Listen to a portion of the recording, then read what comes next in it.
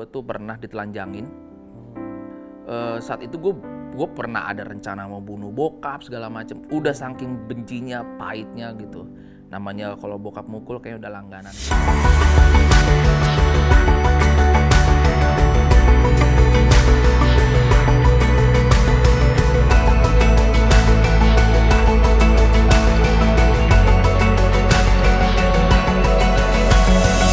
Jangan kasih titik kalau Tuhan mau kasih koma. Selamat datang di program Titik Koma, sebuah program kolaborasi antara Pijar TV dan juga Muda untuk Indonesia. Titik Koma adalah sebuah program di mana di program ini teman-teman semua akan bisa menyaksikan kisah dari teman-teman kita yang pernah mengalami fase titik dalam kehidupannya. Tapi ternyata fase titik itu Tuhan masih kasih koma. Dan program Titik Koma ini teman-teman bisa saksikan di aplikasi GoPlay setiap hari Jumat jam 5 sore. Dan juga nantinya program ini juga teman-teman semua bisa saksikan di YouTube channel dari Pijar TV dan juga Muda TV. Dan hari ini saya Riko Karanghetang, tentunya kalau sudah ada host, tentunya saya tidak sendiri ya. Hari ini kita kedatangan ya tamu spesial, ya tamu yang luar biasa tentunya. Dia salah satu WL juga di gereja kami ya di Muda. Namanya adalah Arthur.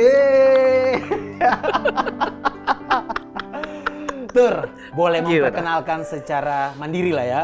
Tadi gue udah perkenalkan lo nih. Sekarang lu boleh memperkenalkan siapakah gerangan dirimu? Ya, apa kesibukan lu saat ini, Tur? Oke, halo. Nama gue Arthur. Sekarang kesibukan ya bisnis. Dan base gereja gue ada di Muda. Siap, itu aja. Itu aja. Sudah menikah? Sudah menikah. Ya? Sudah menikah. Ya. Puji Tuhan sudah menikah. Ya, sudah 7 tahun. Mau masuk 7 tahun berarti. Mau masuk 7 tahun pernikahan. Oke. Pacarnya berapa lama? Oh, nggak usah. Kita nggak usah bahas itu ya. Oke, hari ini Tur. Ya. Ini tema yang kita bahas tentang lead by God. Nah, boleh diceritakan nggak sih Tur? Maksudnya pasti ada fase-fase dalam kehidupannya Arthur, di mana lu sendiri Tur pernah hidupnya tidak dipimpin oleh Tuhan. Ya pernah nggak sih Tur, boleh ceritakan nggak sih ke kita semua? Kalau gue pribadi untuk hidup tidak dipimpin sama Tuhan tuh cukup panjang ya. Panjang ya? Wah panjang sih, dari fase hidup dengan penuh kepura-puraan, hidup sembarangan gitu. Karena kan gue dari sembarangannya kayak gimana bro? Waduh kacau kalau sembarangan tuh. Jadi gue dari kecil itu tuh gue nggak pernah, maksudnya nggak pernah ngerasain namanya bapak tuh seperti apa. Gitu. Dari bokap tuh gue tuh, pokoknya bokap kan pulang pergi belayar gitu ya. Jadi dia tuh jarang pulang. Pelaut gitu. Ya? Pelaut. Ya pelaut sampai. Bukan Bang Toib kan? Bukan. Bang Toib nggak naik Bang Toib belayar. Kita nggak usah bahas Bang Toib lah ya. Jadi pertanyaan nih buat gue. Dia tuh sampai tahun 95 dia pensiun. Jadi gue mengenal soal bokap itu, intinya gue pokoknya gue punya akar pahit sama bokap. Sampai tahun 2005 bokap tuh meninggal. Bokap meninggal, disitulah gue titik awalnya gue hidup tidak berdasarkan apa yang Tuhan mau, yang intinya tidak dipimpin sama Tuhan gitu. Gue merasa diri gue sama bokap gue hidup itu, apalagi kalau kakak gue lagi di darat ya, kakak gue yang pertama lagi di darat, itu gue ngerasa terkekang. Pada saat ketika bokap gue meninggal, udah nggak ada siapa-siapa di rumah gitu, cuma ada nyokap doang. Gue sama kembaran gue, Hendrik, itu benar-benar gue bilang ya brutal, bandelnya tuh benar-benar brutal gitu. Kayak gue sampai pernah berpikir dosa apa yang gue belum pernah lakuin. Gitu, sampai macam-macam lah ya. Macam-macam banyak lah. Bebas. Aduh, itu kayaknya untuk anak zaman sekarang udah lumrah ya gitu. Itu kayak pernah maling duit perpuluhan gitu. Duit perpuluhannya dibuat, kalau kakak gue, kembaran gue tuh duit perpuluhannya dipakai buat beli, dia jadikan dia bandar gitu. Modal dia untuk jadi bandar gitu. Itu yang udah sampai senajis itu sih, kayak kacau lah pokoknya, kayak too dark. Asik, too dark. Gelap lah ya. Ya, too dark. Jadi itu gue ngerasain sampai ada fase dimana capek, bandel gitu. Tidur di klub, bayangin aja orang klub. Klub bola tuh, bukan? Bukan. Oh, bukan. Klub Tuhan Yesus. Klub joget-joget lah ya. Iya. Klub bola. Gue pikir lu tidur di klub bola. Diskotik. Kalau dulu gue, kalau klub sama diskotik tuh beda tuh. Beda, ya? Ya, klub ya, kalau di gue diskotik. Jadi sampai tidur di diskotik kayak yang nggak jelas sih hidupnya, kayak nggak ada tujuan. Ya gereja ya gereja. Udah pelayanan malah. Oh ya. Saat itu pelayanan gue dari 2003 gue udah pelayanan penari. Waktu itu modern dance. Weh, sedap. Iya. Ini pester gue nih kalau satu ini nih, kalau denger gue nari nih ya begini. Iya, Tapi gue memang mantan modern dance sampai Masih kan gaya-gayanya tuh? Tuhan Yesus. Ya sekiranya kan lu punya Iya, kerinduan iya, mau berkati kita dengan tarian bro sini bro. Enggak ya? terus. Gue 2003 udah pelayanan, mulai pelayanan, cuman ya gaya hidupnya gitu. Iya. Jadi ketika gue masuk gereja, sampai gue masuk ke choir, singer, sampai jadi WL,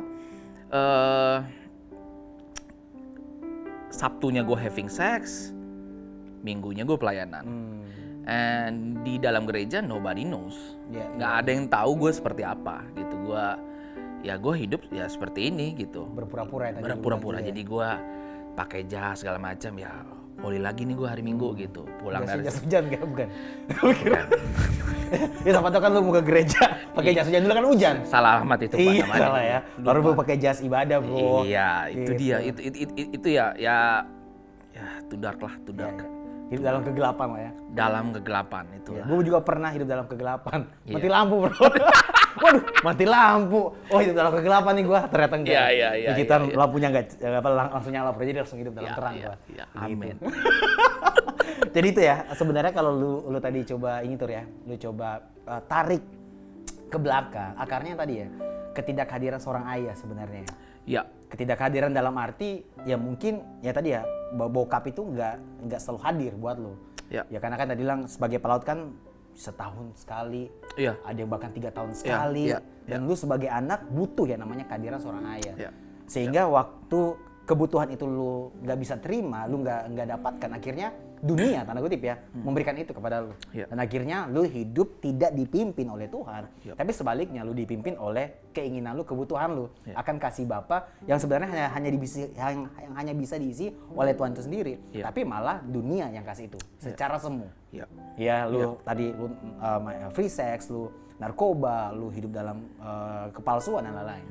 Nah, pada akhirnya di tempat-tempat di momen itu sebenarnya kan lu pasti melewati fase itu kan lumayan panjang tuh.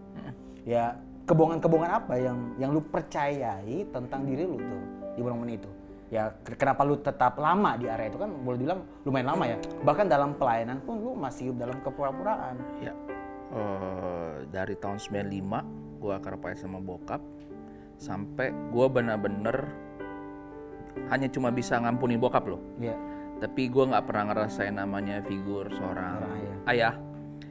Itu 2014 ketika gue di Zozo sama Pastor Edit. Iya.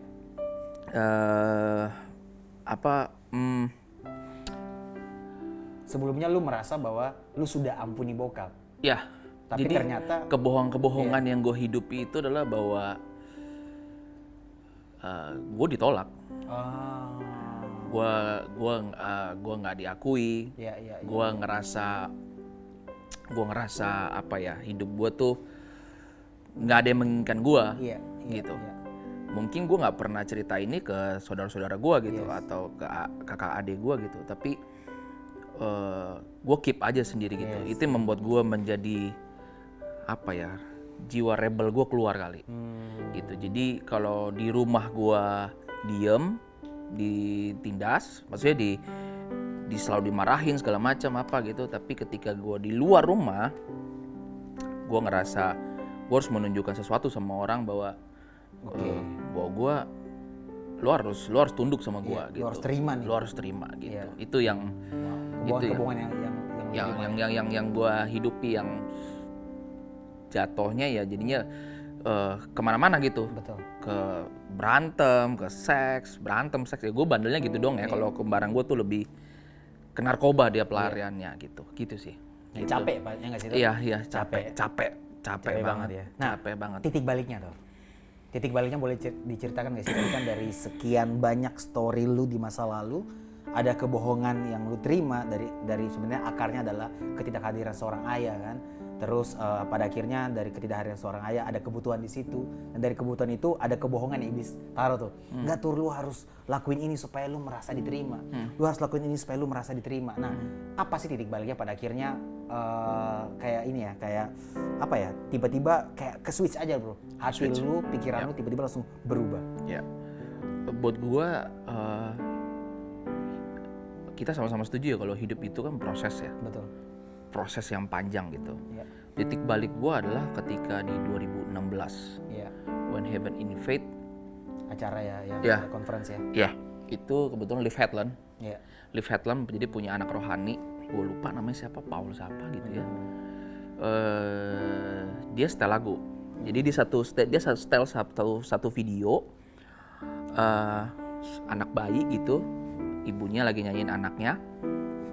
The Good Father. Good Father. And I've heard 1,000 story. Itu gue denger verse-nya sih biasa aja gitu. Gue pas denger You're the good father, it's who you are gitu. Gue nggak tahu kenapa gue ngalamin pengalaman spiritual. Gue ketika di video itu, gue pokoknya gini, gue mau tarik mundur dulu sebentar. Gue pernah, bokap gue pernah ngelakuin hal-hal yang nggak sewajarnya gitu.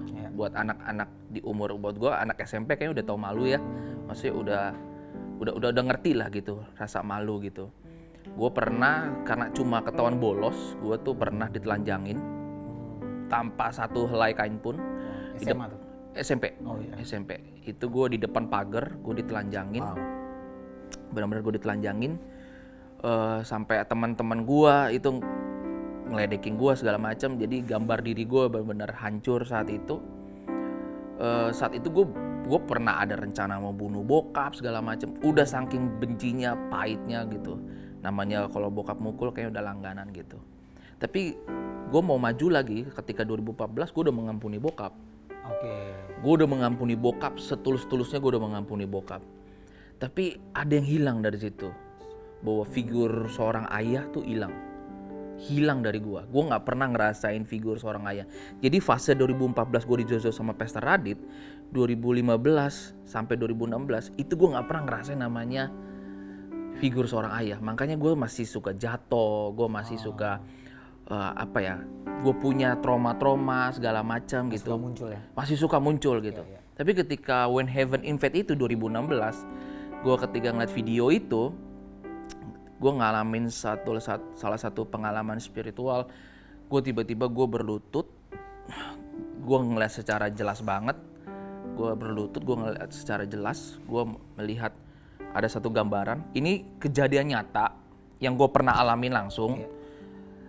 Tapi Tuhan kasih lihat itu semua ke gue.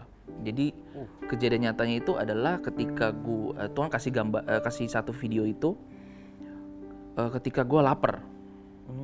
Ketika gue lapar, gue lagi kabur, gue lapar, gue nggak punya duit untuk makan, gue cuma punya ongkos waktu itu pengen ke Priuk, kabur ke rumah oma gue.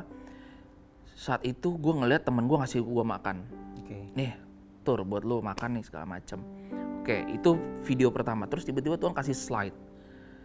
Slide selanjutnya, gue lagi tidur di masjid. Itu saat itu keadaan lagi hujan dan dingin banget gitu di luar dan nyamuk banyak gitu. Gue bingung. Gue sampai bertanya di kepala gue, kenapa Tuhan kasih ngeliat itu ke gue? Ini udah gue lewatin dan gue sempat ngerasa gini, gue udah deal kok dengan ini gitu. Gue udah deal kok dengan masa lalu gue gitu. Gue udah menang kok. Tiba-tiba Tuhan slide lagi. Ini hal buat gue yang paling memalukan sebenarnya. Ketika ini benar-benar nyata ya. Gue udah sakit mules, gue pengen buang air besar. Akhirnya gue buang air besar. Ada di perumahan gue tuh salah satu sekolah itu rame banget. Itu anak sekolah banyak gitu. Karena gue udah terlalu mules, akhirnya gue udah gak bisa tangguh mau pergi kemana, gue mau buang air besar di mana, akhirnya gue harus buang air besar di got. Tapi gue malu-malu. Apa? Dan orang lihat waktu itu. Ini nanti di sini, di sini jawabannya. Dan situ gue benar-benar jaga-jaga nih supaya orang nggak ngelihat gue nih, gitu. Udah, habis itu 3 slide itu, terus gue bilang, Tuhan, ya udah, gue sampai gini, gue sampai tertanya sama Tuhan, maksudnya apa nih? Ngasih unjuk gue seperti ini apa nih? Tiba-tiba Tuhan kasih slide lagi. Yang gue heran adalah slide-nya sama, tapi ada yang berbeda di situ. Gue ngelihat kayak satu slide, ketika gue lapar, ternyata Tuhan lagi sentuh teman gue. Gue masih ingat teman gue namanya Takur. Dia bukan Tuhan Takur, bukan. Adi, namanya Adi Takur. Tuhan lagi sentuh hatinya dia untuk taruh belas kasihan buat gue. Untuk lu kasih makan tuh. Itu yang pertama. Terus slide kedua, ketika gue kedinginan, gue ngerasa gue bisa tidur nyenyak di dalam satu rumah ibadah itu, masjid. Dan gue ngelihat Tuhan tuh lagi peluk gue dari belakang. Dan pas ketiga, ini yang paling benar-benar buat gue broken banget. Ketika gue lagi buang air besar, Tuhan ternyata tuh lagi berdiri. Sumpah, ini orang ketika gue di situ buang air besar di situ, nggak, padahal itu rame anak bubaran sekolah, nggak ada yang ngelihat gue lagi buang air besar di situ. Ternyata Tuhan lagi tutupin itu, gitu. Gue mau bilang buat teman-teman, di tempat lu yang paling dark sekalipun, Tuhan ada. Tuhan ada, Tuhan hadir. Pertanyaannya kita aware gak sama Tuhan, gitu. Itu awal gue ngerasain yang membuat gue akhirnya sadar bahwa gue sudah mengampuni bokap, gue sudah mengasihi bokap, tapi gue kehilangan seorang ayah. Figur seorang ayah yang selama ini jelek di mata gue, tapi Tuhan gantikan bahwa gue selalu sama elu. Gue nggak pernah tinggalin lu, gue setia sama lu, gue mencintai lu. Itu yang membuat gue kayak gue merasakan, wah ternyata Bapak nih begini loh. Dia mencintai kita, dia sesetia ini sama kita, dia nggak pernah abandon kita gitu. Itu yang buat gue kayak God, ya sampai gue bilang wow.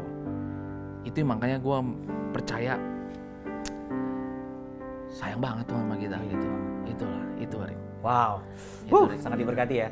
Nah, tadi Arthur sempat bahas tentang satu kata, zozo. Ya tadi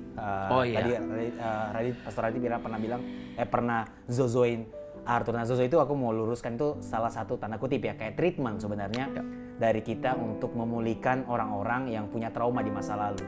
Bahkan secara nggak sadar ternyata kita masih punya luka di masa lalu. Yang kita lakukan adalah kita menuntun mereka untuk ke momen-momen di mana mereka mengalami namanya hal yang nggak enak. Ya, yang tadi Arthur cerita dia pernah ngalamin dari orang tuanya. Nah, yang kita lakukan adalah di sana waktu itu kita menuntun mereka supaya berjumpa dengan Tuhan di momen di sana. Karena kan kita percaya bahwa Tuhan kita adalah Alfa dan Omega, yang awal dan yang akhir. Dia itu Tuhan yang bukan hanya ada saat ini bersama dengan kita, tapi dia juga Tuhan yang ada di masa lalu kita sebenarnya. Cuman saat kita lagi terpuruk, saat kita lagi terluka, kita nggak aware kalau dia ada di sana.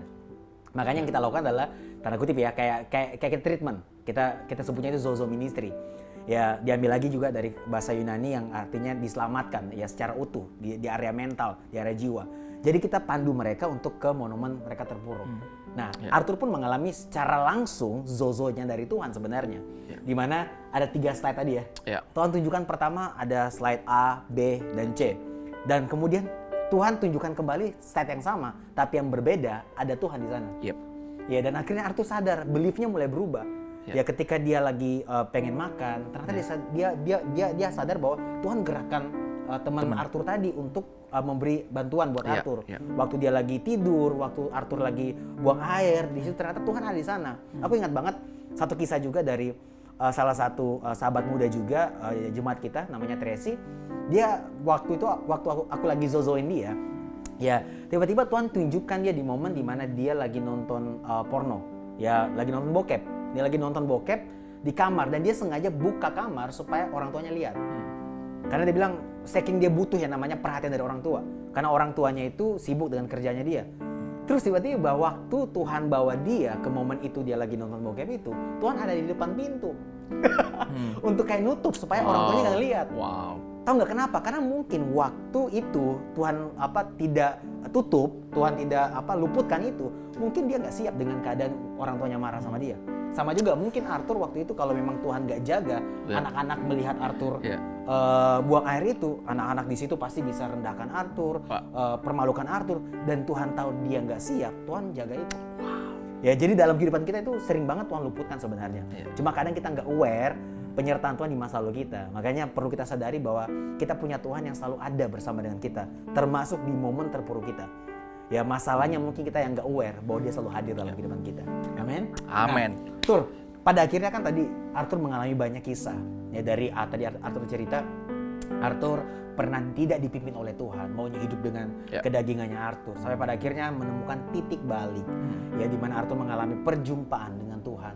Tuhan tunjukkan bahwa Tuhan sedetail itu memperhatikan Arthur. Nah, ada nggak sih momen-momen yang membuat Arthur akhirnya juga semakin sadar bahwa oke, pada akhirnya gue mau nih dituntun oleh Tuhan, gue mau di-lead oleh Tuhan, gue nggak mau lagi hidup dari keinginan gue, kedagingan gue, tapi gue mau murni hidup dituntun oleh Tuhan. Sebenarnya apa yang gue kalau pertanyaan tadi kayak Pastor Rico bilang tadi itu, bahwa gue baru ngalaminnya sekarang. Ngerasa diri dipimpin sama Tuhan. Ya Pastor Rico pasti tahu lah apa yang gue alamin, berat banget. Kalau Mortal Kombat tuh paling besar tuh fatality. Oke, gue ngerti. Matinya tuh fatality kan. Okay. Kalau gue tuh kayak brutality deh kayaknya. Udah parah lah ya, titik udah banget parah. ya. Udah ada yang titik banget. Gue udah sampai di fase gue menyangkal Tuhan. Jadi gue ngerasa Tuhan tuh nggak ada gitu. Tapi titik baliknya adalah ketika gue shocking. Gue shocking di apartemen dengan apa yang gue alamin, segala kehilangan yang gue alamin itu, gue coba untuk shocking. Gue shocking.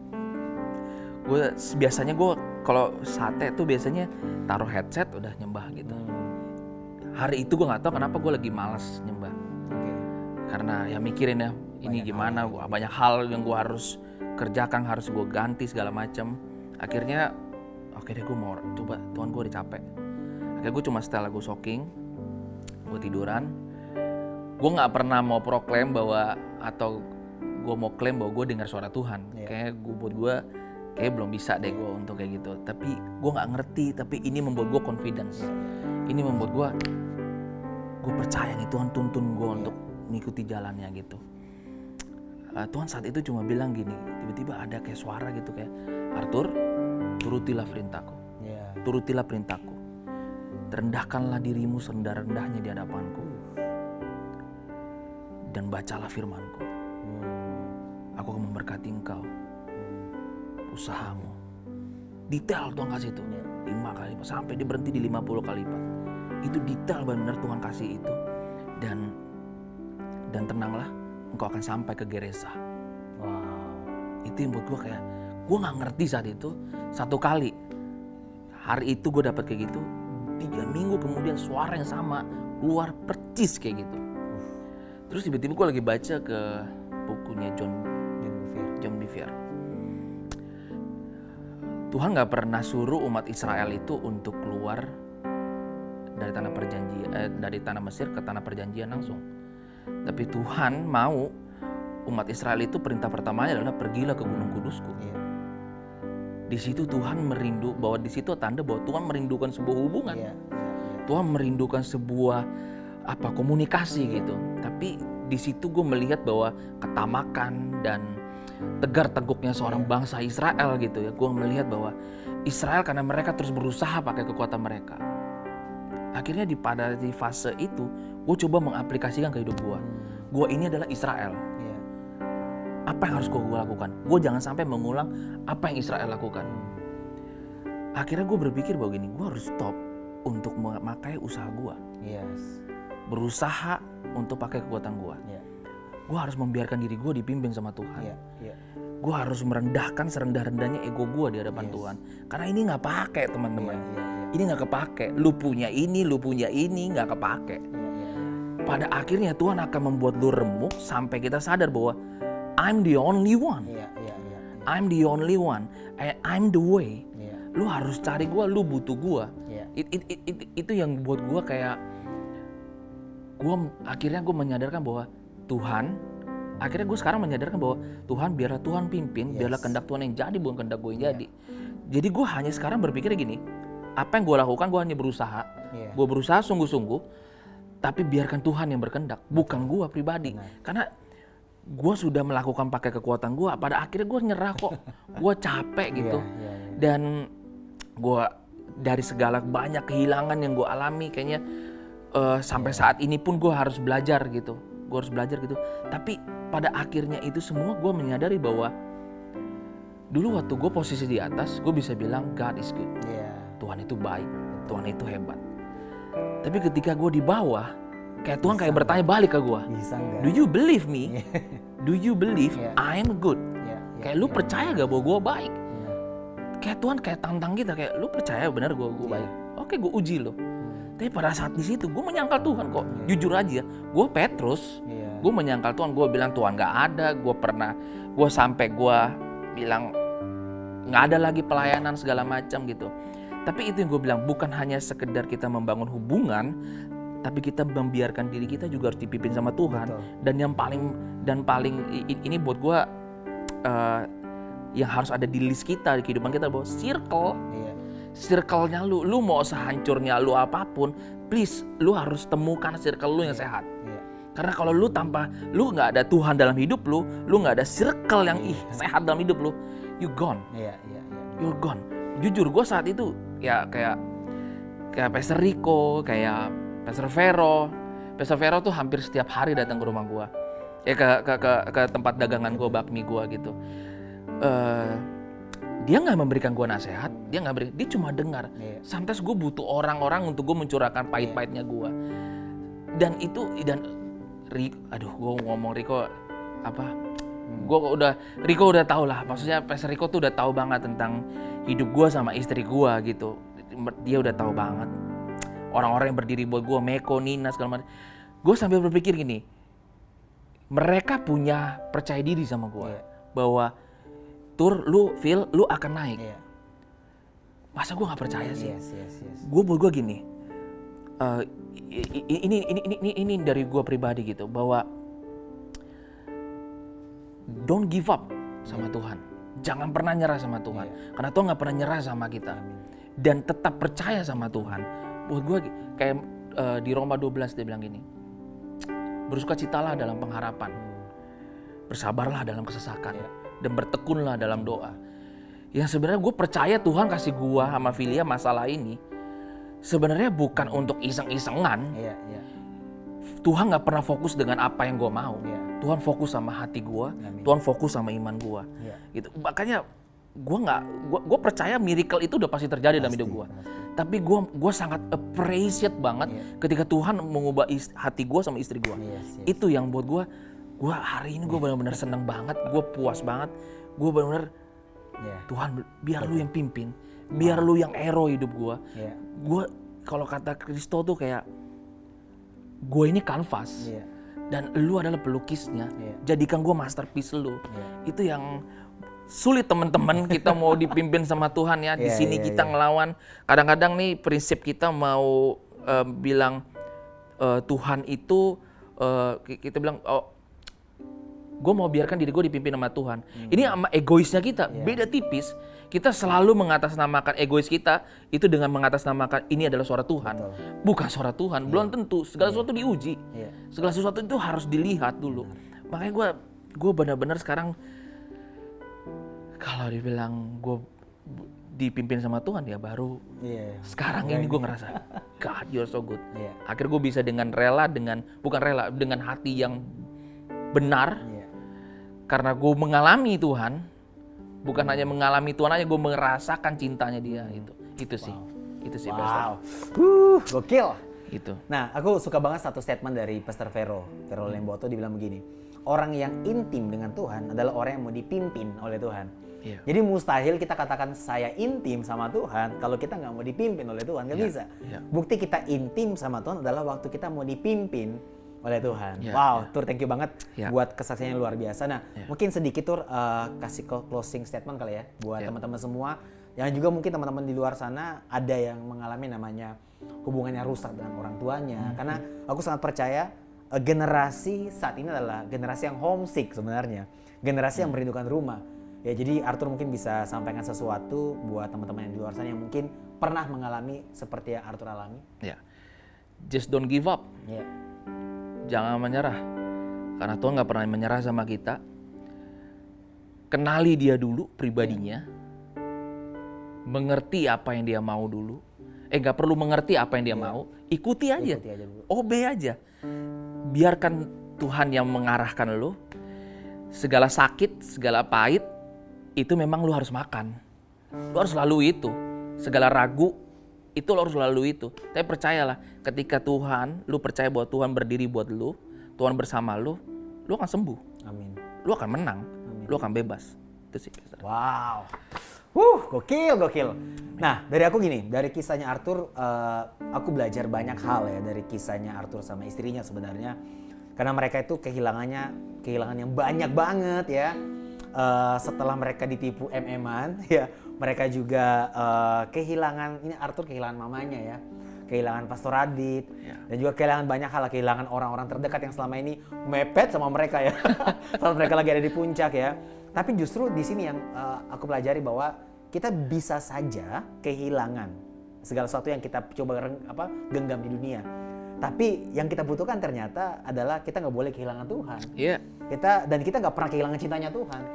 Ya bahkan gini, terkadang dalam perjalanan kita bersama dengan Tuhan, terkadang kita akan kehilangan sesuatu dalam rencana Tuhan. Yes. Tetapi semuanya akan dikembalikan lagi juga dalam rencana Tuhan. Ya, jadi kehilangan Arthur mungkin ya banyak hal sama istrinya dalam perjalanan kehidupan mereka kehilangan sesuatu dalam rencana Tuhan. Aku percaya banget ketika mereka tetap mau dipimpin oleh Tuhan, segala sesuatu itu akan dikembalikan lagi dalam rencana Tuhan. Jadi intinya adalah di dalam rencananya Tuhan itu.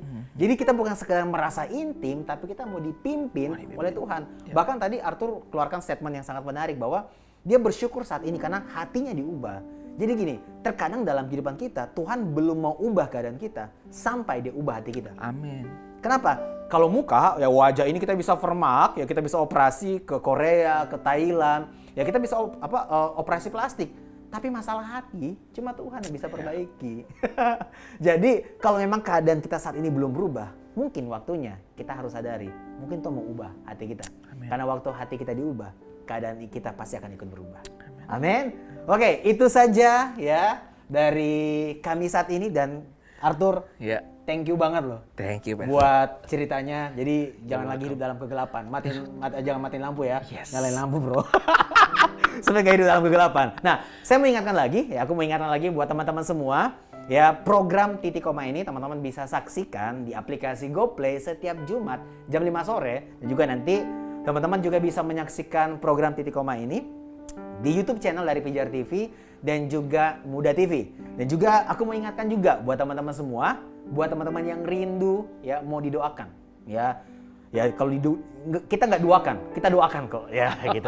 Jadi buat teman-teman yang rindu untuk didoakan, nanti di sini ada nomor telepon yang bisa teman-teman tulis atau ketik permohonan doa kalian. Dan juga teman-teman yang mau curhat, silakan nanti ada tim dari kita yang akan menghubungi teman-teman semua. Dan juga buat teman-teman juga yang rindu tergabung di dalam komunitas. Nah, kita dari Gereja Muda, kita kan punya singkatannya itu Muda, tapi kepanjangannya adalah menjadi utuh dan asli. Dimana kita tuh rindu sebenarnya melihat generasi yang utuh dan asli. Tadi Arthur cerita dengan keasliannya dia, dengan apa adanya dia.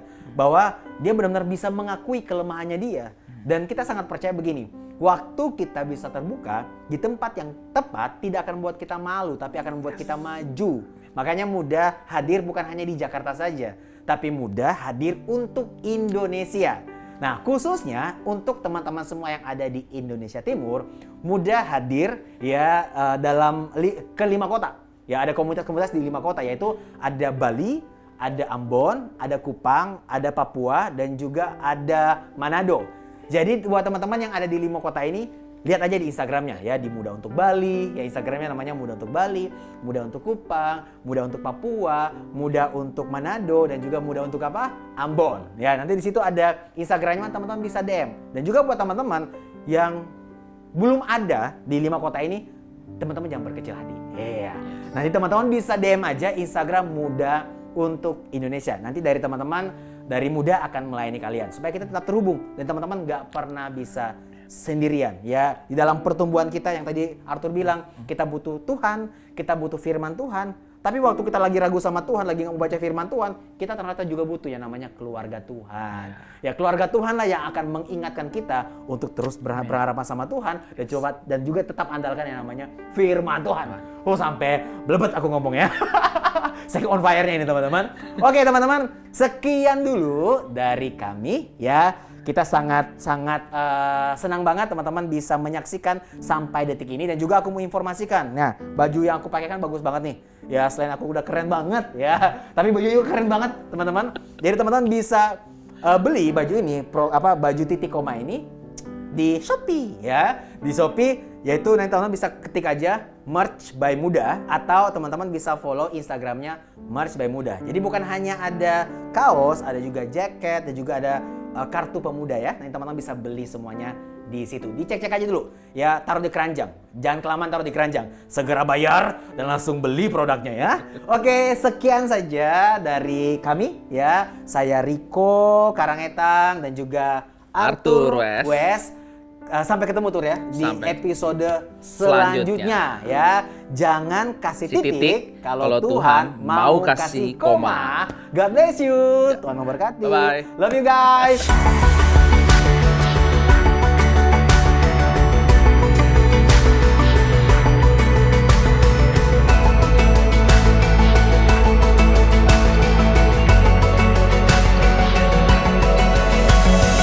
Jangan kasih titik kalau Tuhan mau kasih koma.